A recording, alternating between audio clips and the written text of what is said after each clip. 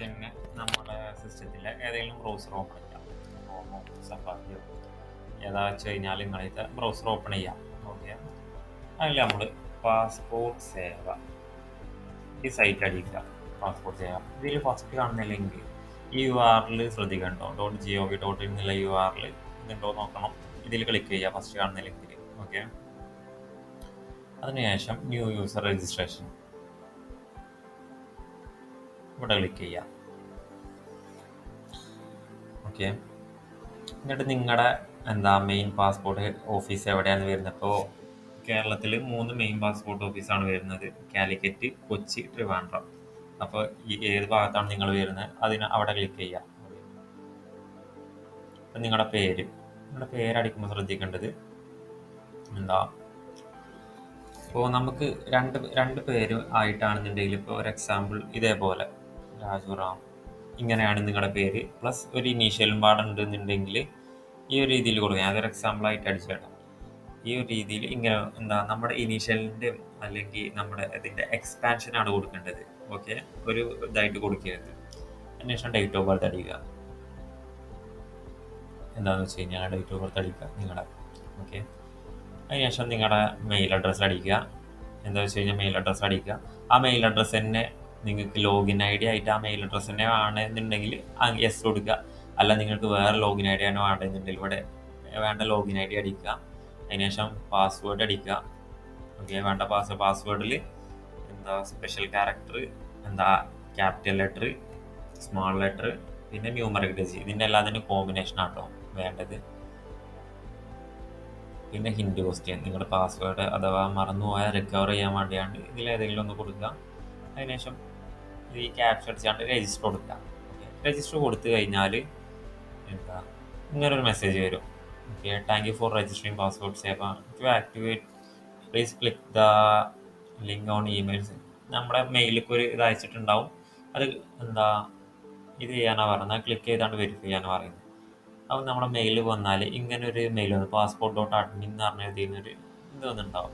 എന്നിട്ട് ഈ ലിങ്കിൽ പോയാണ്ട് നമ്മൾ കൺഫേം ചെയ്യാം. ഓക്കെ, നമ്മൾ കൺഫേം അടിക്കുക. ഇതിൽ നോക്കി കഴിഞ്ഞാൽ അപ്പോൾ നമ്മുടെ അക്കൗണ്ട് വെരിഫൈഡ് ആവും. ഓക്കെ, ഞാൻ ഓൾറെഡി ചെയ്തിട്ടുണ്ട്, അപ്പോൾ നിങ്ങൾക്ക് പറഞ്ഞുതരാം.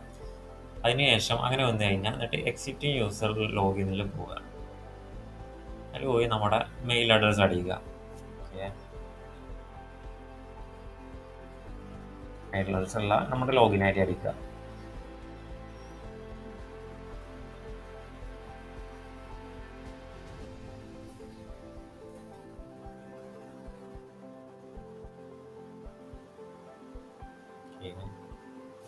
അതിനുശേഷം നമ്മുടെ പാസ്വേഡ് അടിക്കുക.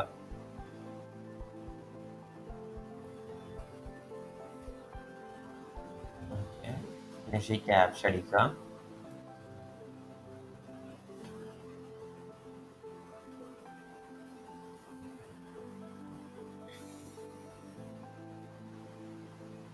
അപ്പോൾ നമ്മൾ ഇങ്ങനെ ഒരു പേജിലോട്ട് വരും. ഓക്കെ, ഇതിൽ നമ്മൾ ക്ലിക്ക് ചെയ്യേണ്ടത് apply for fresh passport or reissue passport. ഈ ഒരു ഭാഗത്താണ് ക്ലിക്ക് ചെയ്യേണ്ടത്. ഓക്കെ, ക്ലിക്ക് ഇട്ട് അത് കൊടുക്കുക. അതിനുശേഷം നമ്മുടെ സ്റ്റേറ്റും ഡിസ്ട്രിക്റ്റും സെലക്ട് ചെയ്യാം. ഓക്കെ, കേരള, മലപ്പുറം, നിങ്ങളുടെ ഏതാ വെച്ചാൽ അത് കൊടുക്കാം. പിന്നെ അപ്ലൈ ഫോർ ഫ്രഷ് പാസ്പോർട്ട് ആണോ റീഇഷ്യൂ ആണോ അതിൽ ഫ്രഷ് കൊടുക്കുക. പിന്നെ ടൈപ്പ് ഓഫ് ആപ്ലിക്കേഷൻ നമുക്ക് നോർമൽ മോഡിൽ നിന്ന് തൽക്കാലം നിങ്ങൾക്ക് പെട്ടെന്ന് കിട്ടേണ്ട ആളാണെന്ന് തൽക്കാലം കൊടുക്കുക. അതിനനുസരിച്ച് എമൗണ്ട് കൊടുക്കുക തൽക്കാലം. പിന്നെ 36 പേജ്, നിങ്ങൾക്ക് 60 പേജാണ് വേണ്ടതെങ്കിൽ 60 പേജ് കൊടുക്കുക. ഏകദേശം എല്ലാ പ്രോസസ്സും കഴിഞ്ഞ് ഒരു 14 ദിവസം, മാക്സിമം ഒരു 2 വീക്കിനുള്ളിൽ നിങ്ങൾക്ക് പാസ്പോർട്ട് കയ്യിലെത്തും. ഓക്കെ, ഇപ്പോൾ കുറച്ച് സിസ്റ്റം എല്ലാം ഫാസ്റ്റാണ്. ഓക്കെ, അതിനുശേഷം നിങ്ങളുടെ പേര് കൊടുക്കുക. ഗിവൻ നെയിം നേരത്തെ കണ്ടപ്പോൾ തന്നെ ഈ രീതിയിൽ കൊടുക്കുക. ജെൻഡർ രീതിയിൽ നിങ്ങളുടെ എങ്ങനെയാണെന്ന് വെച്ച് കഴിഞ്ഞാൽ ഫില്ല് ചെയ്യുക. നിങ്ങൾക്ക് വേറെ ഏതെങ്കിലും നെയിമിൽ അറിയപ്പെടുന്നുണ്ടോ എന്നാണ്. ഉണ്ടെങ്കിൽ ഇട്ട് കൊടുക്കുക. ഈ നെയിം ചേഞ്ച് ചെയ്തിട്ടുണ്ടോ എന്നാണ് അടുത്തത്. അത് ഉണ്ടെങ്കിൽ ഇട്ട് കൊടുക്കുക, ഇല്ലെങ്കിൽ ഇല്ല കൊടുക്കുക. ശേഷം ഡേറ്റ് ഓഫ് ബർത്ത് അടിക്കുക. ഏതാ വെച്ചാൽ ഡേറ്റ് ഓഫ് ബർത്ത് അടിക്കുക.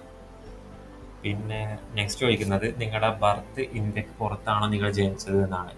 ഓക്കെ, ആണെങ്കിൽ ആണ് കൊടുക്കുക, അല്ലെങ്കിൽ അല്ല കൊടുക്കുക. അല്ലെങ്കിൽ നിങ്ങളുടെ ശേഷം നിങ്ങളുടെ പ്ലേസ് ഓഫ് ബർത്ത് എവിടെയാണ് ജനിച്ചത്. ഓക്കെ, ശേഷം സ്റ്റേറ്റ്, ഡിസ്ട്രിക്റ്റ്, ഓക്കെ. പിന്നെ മാരിറ്റൽ സ്റ്റാറ്റസ്, മാരീഡ് ആണോ, സിംഗിൾ ആണോ, ഡിവോഴ്സ്ഡ് ആണോ എന്താ വെച്ച് കഴിഞ്ഞാൽ അത് കൊടുക്കുക. പിന്നെ ഇന്ത്യയുമായിട്ടുള്ള ബന്ധം, അതായത് നമ്മൾ ബർത്ത് വഴിയാണല്ലോ, അല്ലാന്നുണ്ടെങ്കിൽ നിങ്ങൾ ഏതാ വെച്ചാൽ അത് കൊടുക്കുക. ഇത് മസ്റ്റ് അല്ലട്ടോ. പാനും വോട്ടർ ഐ ഡിയും നിങ്ങൾക്ക് വേണമെങ്കിൽ കൊടുക്കാമെന്നാലും പ്രശ്നമല്ല. ഓക്കെ. പിന്നെ എംപ്ലോയ്മെൻറ്റ് ടൈപ്പ്, നിങ്ങളുടെ ഇതിൽ ഏത് രീതിയിൽ സെൽഫ് എംപ്ലോയ്ഡ് ആണോ, എന്താ പ്രൈവറ്റ് ജോബാണോ, ഗവൺമെൻറ് ആണോ, തൽക്കാലം അതർ കൊടുക്കുന്നുണ്ട്. ഓക്കെ, നിങ്ങൾ അതിനനുസരിച്ച് കൊടുക്കുക.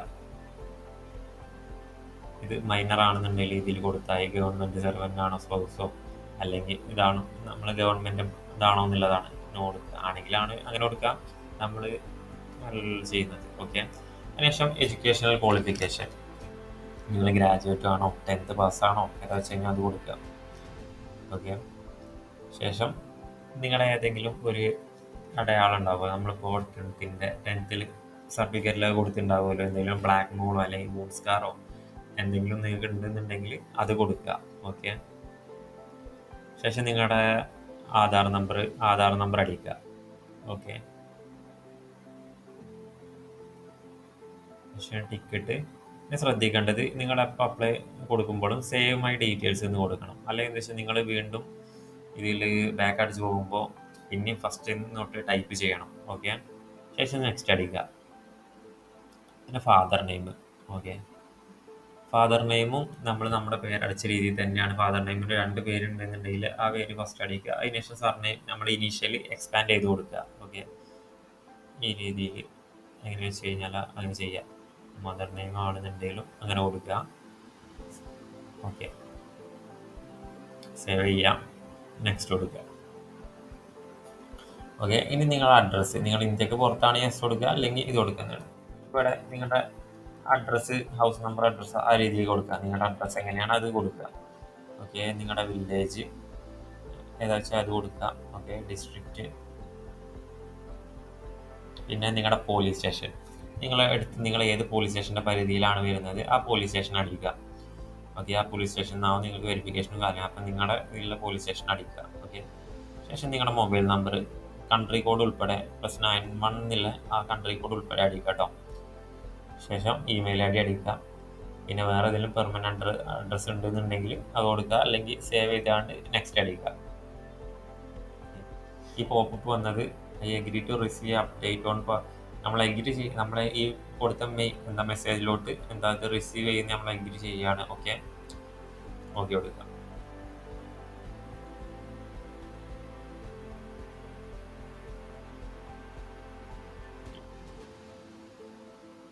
ഞാൻ ക്ലിക്ക് ചെയ്തിട്ടില്ലായിരുന്നു, അതുകൊണ്ടാണ് അത് വന്നത്. ഓക്കെ. ഓക്കെ.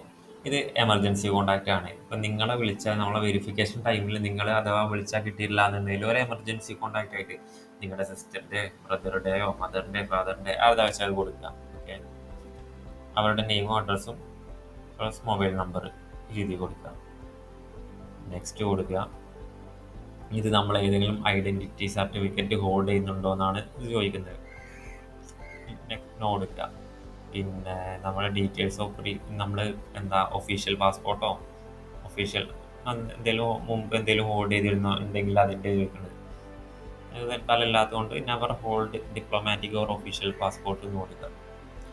ശേഷം have you ever applied for passport but not issued, നിങ്ങൾ മുമ്പ് പാസ്പോർട്ട് അപ്ലൈ ചെയ്തിട്ടുണ്ട് പക്ഷേ ഇഷ്യൂ ചെയ്തില്ല, എന്തെങ്കിലും കാരണവശാൽ അത് റിജക്റ്റ് ചെയ്തു.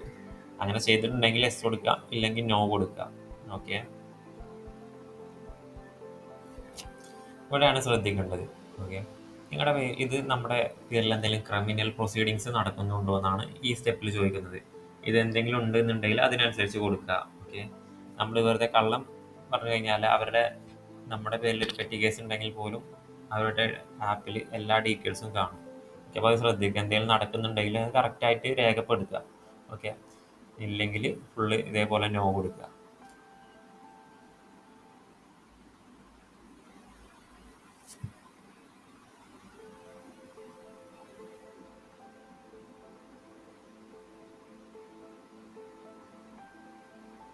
ഓക്കെ. ശേഷം സേവ് മൈ ഡീറ്റെയിൽസ് കൊടുത്ത് നെക്സ്റ്റ് അടിക്കുക. ഇപ്പോൾ നമ്മുടെ ഒരു പാസ്പോർട്ടിൻ്റെ ഒരു ഇൻ്റർഫേസ് ഇങ്ങനെയാവും. അപ്പോൾ ഇത് ഒന്ന് ഒന്ന് നോക്കുക. ഇതിൽ നിന്നിട്ട് എന്തെങ്കിലും തെറ്റോ കാര്യങ്ങളൊക്കെ ഉണ്ടോ എന്ന് വെരിഫൈ ചെയ്യുക. ഓക്കെ, അപ്പോൾ ഈ രീതി ചെയ്യാം. നമ്മൾ ഫോട്ടോ ഒക്കെ അവർ അവിടെ നിന്ന് എടുക്കുക. നമ്മൾ ഫോട്ടോ അപ്ലോഡ് ചെയ്യേണ്ട ആവശ്യമില്ല. ഫോട്ടോ ഒക്കെ അവിടെ നിന്ന് നമ്മൾ ലൈവായിട്ട് എടുക്കുക, ഫോട്ടോ സിഗ്നേച്ചറൊക്കെ. അപ്പോൾ ഇതിൽ എന്തെങ്കിലും ഉണ്ടോ എന്ന് നോക്കുക.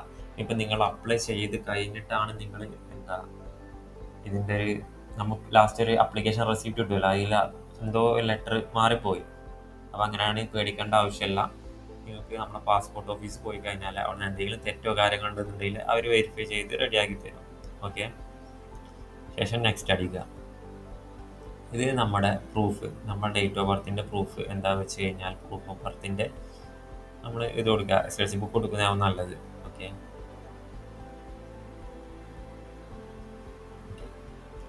പിന്നെ നമ്മുടെ അഡ്രസ് പ്രൂഫായിട്ട് ആധാറോ ഇതിലില്ല ഇതിൽ ഒരുപാട് ഇതുണ്ട്, ഓപ്ഷൻസ് ഉണ്ട്. നിങ്ങൾ ഏതാ വെച്ചാൽ കൊടുക്കുക. തൽക്കാലം ആധാർ ക്ലിക്ക് ആവുന്നുണ്ട്. ഓക്കെ, ഈ അഗ്രി കൊടുത്തുകൊണ്ട് നമ്മുടെ ഒരു ജസ്റ്റ് ലൊക്കേഷൻ അടിക്കുക. നിങ്ങൾക്ക് ഇതിൻ്റെ പ്രിവ്യൂ ആണെങ്കിൽ പ്രിവ്യൂ കൊടുക്കുക, അല്ലെങ്കിൽ സബ്മിറ്റ് ഫോം കൊടുക്കുക. ഓക്കെ, അതിനുശേഷം സപ്പോർട്ടിങ് ഡോക്യുമെൻറ്റ്സ് ഫസ്റ്റ് അപ്ലോഡ് ചെയ്യുക.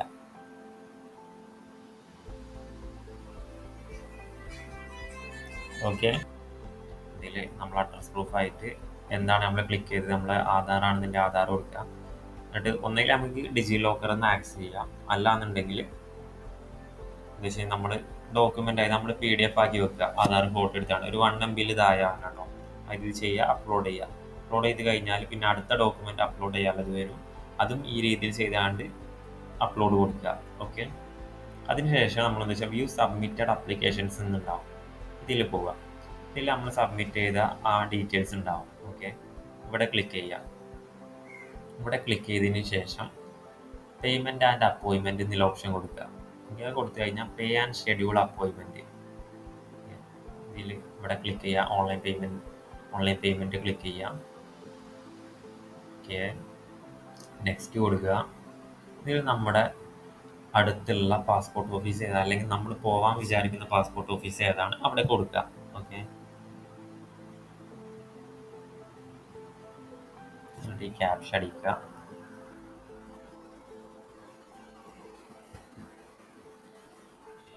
കൊടുക്കുക.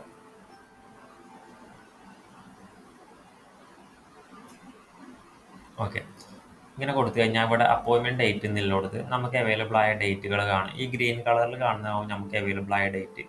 ഇങ്ങനെ കൊടുക്കുക.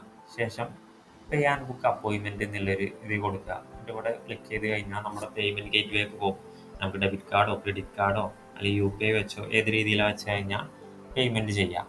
ഓക്കെ, ഇനി അടുത്ത പ്രോസസ്സ് എന്ന് വെച്ച് കഴിഞ്ഞാൽ നമുക്ക് ഇതിൻ്റെ ഒരു PDF ഇവിടെ നിന്ന് ഡൗൺലോഡ് ചെയ്യാൻ കിട്ടും. ഈ വ്യൂ സബ്മിറ്റഡ് ആപ്ലിക്കേഷൻസ് ക്ലിക്ക് ചെയ്ത് കഴിഞ്ഞാൽ നമുക്കിവിടെ പ്രിൻ്റ് ആപ്ലിക്കേഷൻ റെസിപ്റ്റ് എന്ന് വരും. പേയ്മെൻറ്റ് ചെയ്ത് കഴിഞ്ഞാൽ ഇവിടെ നല്ല റെസിപ്റ്റ് കൊടുത്തു കഴിഞ്ഞാൽ അതിന് വരും. ഈ റെസിപ്റ്റ് ഒന്നെങ്കിൽ നമ്മൾ PDF ആയി ഫോണിൽ വെക്കുക, അല്ലെങ്കിൽ നമ്മൾ പ്രിൻ്റ് എടുക്കുക. പ്രിൻ്റ് എടുക്കുന്നതാവും ബെറ്റർ. നിങ്ങൾക്ക് നിർബന്ധമല്ല, ഫോണിൽ PDF ആയിട്ട് വെച്ചാലും മതി. പക്ഷെ നമ്മൾ കൊടുത്ത ഡേറ്റിൽ നമ്മൾ നേരെ പാസ്പോർട്ട് ഓഫീസിലോട്ട് പോവുക. ആ ഡേറ്റിൽ ഓക്കെ, ആ ഡേറ്റിൽ നമ്മുടെ സപ്പോർട്ടിങ് ഡോക്യുമെൻറ്റ്സിൻ്റെ ഒറിജിനൽ കയ്യിൽ കരുതണം. അതായിട്ട് പോവുക. എന്നിട്ട് അവർ വെരിഫൈ ചെയ്യും. എന്തെങ്കിലും മിസ്റ്റേക്കോ കാര്യങ്ങളോ ഉണ്ടെന്നുണ്ടെങ്കിൽ അവിടെ നിന്ന് നമുക്ക് ക്ലിയർ ചെയ്യാം. ഓക്കെ, ഫോട്ടോ ഒക്കെ അവിടെ നിന്നാണ് എടുക്കുക. അതിനുശേഷം വെരിഫിക്കേഷൻ കഴിഞ്ഞാൽ അവർ നേരെ പോലീസ് സ്റ്റേഷനിലോട്ട് ഹോൾഡ് ചെയ്യും. പോലീസ് സ്റ്റേഷനിലോട്ട് അത് അയക്കും, സെൻഡ് ചെയ്യും. ഓക്കെ, സെൻഡ് ചെയ്ത് കഴിഞ്ഞാൽ നമുക്ക് ആ അപ്പോൾ തന്നെ നമുക്കൊരു ഫയൽ നമ്പർ കിട്ടും ഇതിന്. അപ്പോൾ നമുക്ക് അടുത്ത സ്റ്റെപ്പ് പറഞ്ഞാൽ പോലീസ് സ്റ്റേഷനിലോട്ട് അപ്പോൾ നമുക്ക് അതിൻ്റെ സ്റ്റാറ്റസ് അറിയണമെന്നുണ്ടെങ്കിൽ നമ്മുടെ EVIP എന്നുള്ളൊരു സൈറ്റ് ഉണ്ട്. നമ്മുടെ പോലീസിൻ്റെ ഒഫീഷ്യൽ സൈറ്റ് തന്നെയാണ് കേരള പോലീസിൻ്റെ. അപ്പോൾ അതിൽ പോവുക. നെറ്റ് കുറച്ച് സ്ലോ ഉണ്ട്.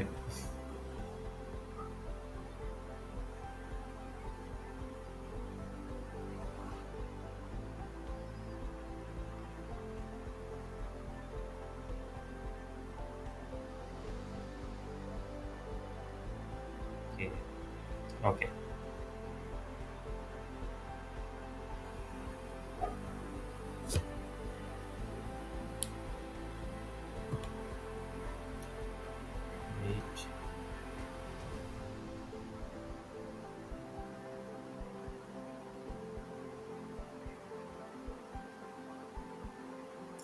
ഇങ്ങനെ സൈറ്റിലുണ്ടാവും. ഇങ്ങനെ സൈറ്റിൽ പോവുക. അതിനുശേഷം നമുക്ക് ഒരു ഫയൽ നമ്പർ കിട്ടിയിട്ടുണ്ടാവും. ഓക്കെ, ആ ഫയൽ നമ്പർ ഇവിടെ അടിക്കുക.